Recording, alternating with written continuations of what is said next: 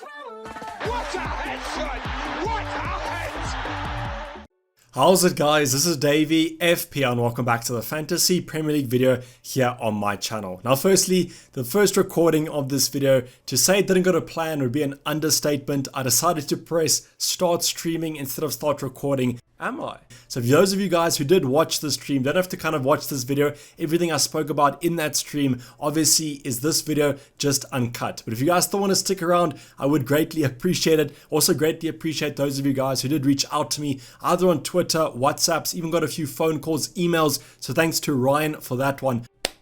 But if it did bring a smile to your face, that's all that I can kind of account for. It was a little bit embarrassing, but hopefully we can recover from that moment. Going on to this specific video, what I decided to do was, because we have activated the wildcard chip, if you guys don't know that, maybe you've been living under a rock or haven't really been watching any of my videos, the wildcard is active. And because of that activation, I decided to make this video, which is going to be my wildcard watch list. So I usually do a watch list in the ultimate guide, but because on the wildcard, there's just so many scenarios, so many kind of players to look at, I decided to make this video on its own to just look at two specific players from each department, starting from the goalkeepers, defenders, midfielders, and then finally the forwards. So these players were not included in my initial wildcard draft that I did release a couple of days ago. I didn't really want to talk about the same players continuously throughout this international break, so I guess you can consider this wildcard watch list to be slightly more differential, but it's just basically players that I haven't talked about already. On a wildcard, there's just so many players that you guys are going to be looking at, and some players simply don't make the cut. Does that mean they're bad FPL options? No, it does not.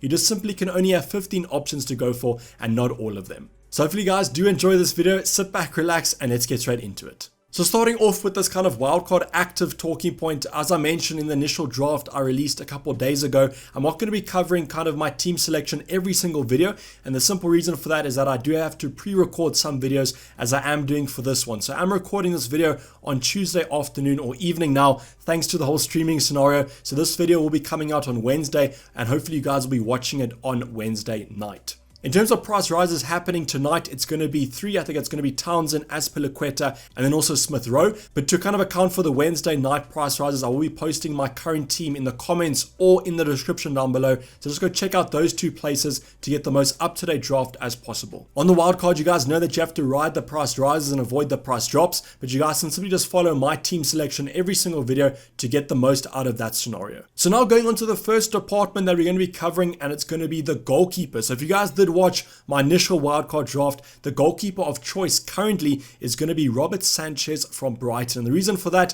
is that I do trust the Brighton defense quite strongly. They're having a really good season this Premier season, so I'm expecting them to continue that kind of defensive form. And I think that Sanchez from Brighton, even though the upcoming fixtures don't look strong, I think in game week 9 and 10 they have some really tough fixtures to go by. But on a wildcard, I'm not going to be kind of changing my goalkeeper from now till that midway point of the season. As you guys know, you only get one wildcard per half, so the next half of the season will only come about next year, and I don't really know if there's going to be more fixtures this year or next year, and that's why I don't really know which game week is going to be the halfway point of this current season. So although Sanchez is currently my goalkeeper of choice at this kind of 4.5, 4.6 bracket, there's a ton of options that you guys can look at, and some of these keepers actually have better fixtures to go by. So the first one of those is going to be RAMSDALE, and if you guys did wildcard game week 7 or looked at some game week 7 wildcard drafts or teams, RAMSDALE was the goalkeeper of choice for those respective managers. And I think the reason for that is the fixtures for Arsenal do look quite good, at least for the medium term, compared to maybe a Sanchez from Brighton,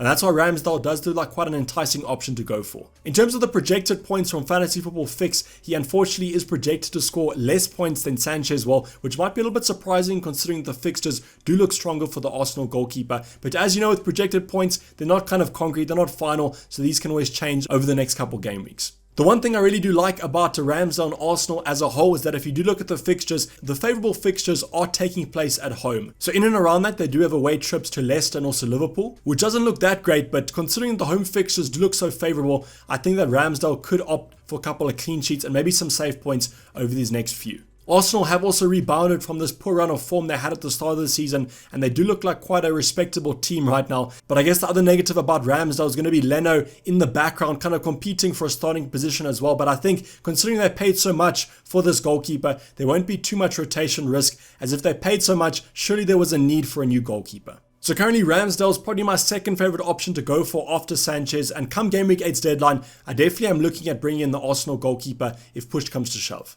So the next goalkeeper we're going to be touching on is going to be RAYA from Brentford. Now I do apologize if I am kind of mispronouncing that name. I will probably call him the Brentford goalkeeper from now on just to be safe. But in terms of Brentford, 100% the best promoted side this Premier League season, and they even look like they might be competing for a top half of the season finish. So the thing about Brentford as well is that if you do look at the fixtures, or at least the upcoming fixtures, from game week 10 onwards, they're going on a really nice run of form, and I do think there could be some clean sheets and some save points in there for the Brentford goalkeeper. So also comes in at 4.6, has had a price rise, I think earlier on in the season after a good run of form, and I mean in terms of the projected points, is predicted to score more points than RAMSDALE, but still less than Sanchez. So I think right now if I had to choose a goalkeeper, I might go for RAMSDALE or Sanchez, just because I usually prefer to go for a defense that has been in the Prem for the past couple seasons. And the only reason for that is that with the promoted sides, they might be a little bit vulnerable, might be a little bit explosive, and sometimes they don't go on good runs of form. Whereas with Brighton and Arsenal, we do have stats from last season which might prove that they might be a little bit more consistent from a defensive point of view. But what I want you guys to do in the comments down below is comment whichever goalkeeper you guys will be going for on a wildcard, or with those free transfers, or basically which option do you think is better at the price point. I always like to go with 4.5, 4.6 goalkeepers, the cheapest goalkeepers that you guys can get. And the simple reason for that is the goalkeeper position doesn't really have that much high of a ceiling, and that's why I don't really like to use free transfers on it as well. But now going on to our defensive department, and the first of our two defenders that I'm going to be covering is going to be TIERNEY from Arsenal. Now the only thing that I really have a concern about with TIERNEY is that he is quite injury prone, so that's definitely something that I'm going to be monitoring over this international break, as he does play for Scotland and probably will feature for them over these international qualifiers. So if he manages to come out of that kind of uninjured and looks ready to go for game week 8, he definitely is a consideration for me because of his price point. So 4.9 million is a great kind of entry into that Arsenal defense, where you're getting the defensive coverage, but also a little bit of an attacking coverage, because TIERNEY's attacking stats, XG, XA, do look quite strong. As with RAMSDALE, we spoke about their fixtures being quite strong, and the nice thing about them is those home fixtures, because theoretically, if it's a good home fixture, he should also be getting some attacking stats, because those teams might park the bus. Maybe TIERNEY at that fullback can get nice and high up into the field, and from a set piece or from a crossing ability, always does offer those attacking stats. So now when most people are kind of looking at a Chelsea, Man City defender, maybe an Arsenal defender looks like quite a nice kind of budget option to go for. As I mentioned, 4.9 is a really respectable price, I feel, for the Scottish fullback. Now with all these kind of more expensive attackers that we're going for, the Lukakus, the Salahs, maybe you want to go for a kind of a cheaper defender, and that's why I think if you guys are around this price point, there's no better option to go for than TIERNEY from Arsenal. And then going on to our next defender, Trent Alexander-Arnold. Now you might be wondering, why am I kind of covering Trent? Has such a high ownership, is one of the more essential defenders to own, but on a wildcard, I don't really think it's like that. Most wildcard drafts I've seen haven't really included Trent in them, and the main reason for that is that he's currently injured. As you can see that the fantasy football fix projected points is a question mark, because right now we don't even know when Trent is going to be coming back, so we can't really predict what he's going to be scoring in the upcoming game week. So this talking point heavily relies on the fact that Trent would be fit for game week 8, and at least I have some hope that he will, because in game week 7 Klopp came out and said that he might be out for about 2 to 3 weeks, and from the point of injury, that might actually be before game week 8. So yes, 7.5 is quite expensive for a defender, but this is Trent Alexander-Arnold that we are talking about. Number 1 for chances created. Now I know that he might have the reputation of being a little bit of a cross merchant, but that is how he's been getting assists in the past couple seasons, and the stats have always backed him up, and he looks quite strong in those. I think that Trent also might drop in price, and I wouldn't be against that at all, as on a wildcard, always trying to get my players as cheap as possible. 7.4 million is even more of a steal in my opinion. Now the only thing about Trent is that the Liverpool defense hasn't been as strong as it has been in previous seasons, and with these fixtures coming up, we kind of have a good fixture, a bad fixture, good fixture, bad fixture, and this continues throughout the upcoming game weeks.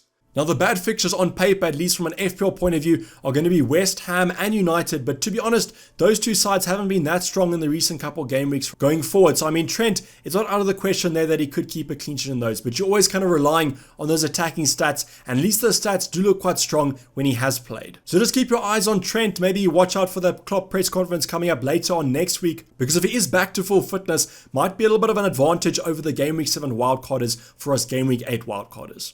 But now going on to our midfield department, and we're going to start off with the cheaper midfielder. It's going to be Townsend from Everton. Now the whole debate of which Everton kind of budget midfielder to go for, there's three on my mind currently. It's going to be Townsend, Doucouré, and then also Demarai Gray. Between those three, it's really hard to kind of predict who's going to get the most points over these upcoming game weeks. Right now, I think it might be Townsend, just because he has been in a little bit of better form than the others, but I think Doucouré is in and around there, considering that he's the most nailed option to get from an Everton point of view. Between the two speedsters, Townsend and Demarai Gray, not much kind of separating them at the current moment. I just think Townsend currently is on my mind, as I mentioned, a kind of better form in these last couple games. Now Everton's fixtures are quite tough. They have kind of a mixed bag of things. They have two nice ones coming up in game week 9 and 10, but then things get a little bit tougher. But at 5.6 million, I mean, that's a perfectly fine price to pay for an option that's expected to get an attacking return every once in a while. Now the projected points here for Townsend are on par with actually TIERNEY, so that's kind of an interesting one to kind of go by. A little bit of debate there. Should you rather stack your defense or your midfield department? I'll be doing a big at the back draft for you guys that think the defense is where it's at on a wildcard. But I do really think this 5.5 bracket has some nice value for money players. Unfortunately, we do have some competitors to Townsend. I'm thinking of an Mbeumo from Brentford. Apologies if I am mispronouncing that name as well. But I mean, those fixtures look quite stronger for Brentford. So maybe you consider him over Townsend. But if you do have space for maybe two budget midfielders, I definitely would consider an Everton one because the fixtures look good and Rafa Benitez has Everton playing quite nicely. The only thing to kind of worry about with Townsend, Demarai Gray, and Doucouré is going to be when Calvert-Lewin and Richarlison come back from their injury, which should be relatively soon, how that starting 11 is going to set up. Now, I think game week 4, every single player I just mentioned was actually fit, and all of them did feature in that respective game. So maybe they can all fit under Benitez, but I would also like to see some kind of certainty on that formation before I do commit to one of the Everton midfielders. And now going on to probably the most predictable part of any watch list, it's going to be the Man City option. And I've chosen to go for a Man City attacker because I think the defense is pretty set and forget. We're going to go for a Cancelo, a Diaz, a Laporte maybe. But from a midfield and attacking point of view, things are quite hard to predict.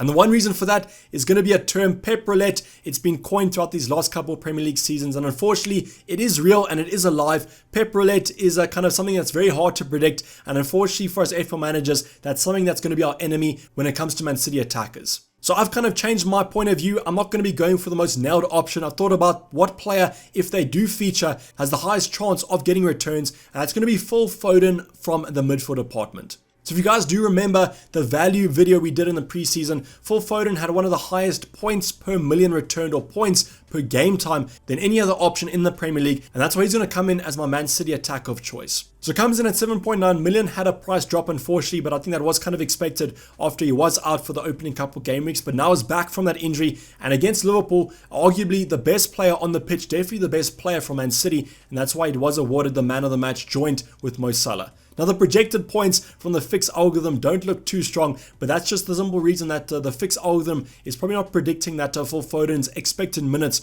are too high. And if he was predicted to start most games, I'm pretty sure those projected points would be a lot higher than they currently are. Now going on to the Man City fixtures, because I think that's why you're probably looking at a Man City attacker. The next three look simply outstanding. We have Burnley, we also have Crystal Palace at home, and then in the middle, we have Brighton away. So Man City have a big reputation of scoring a lot of goals against these next opposition. I think that's why if you manage to predict a Man City attacker that starts the next three, you're going to be looking at some absolute FPL gold, and that's why I think it might be worth the risk of the Pep Roulette to kind of predict which option will get you some FPL points. So between Foden and Grealish, I think those two will probably be competing for that left wing spot, and Grealish has started every Premier League game since the start of the season, so I guess he's the more nailed option to kind of look at. But I think now that Foden is back from that injury, him and Grealish will be competing for that spot, and I think that Grealish's minutes will get diminished quite a lot.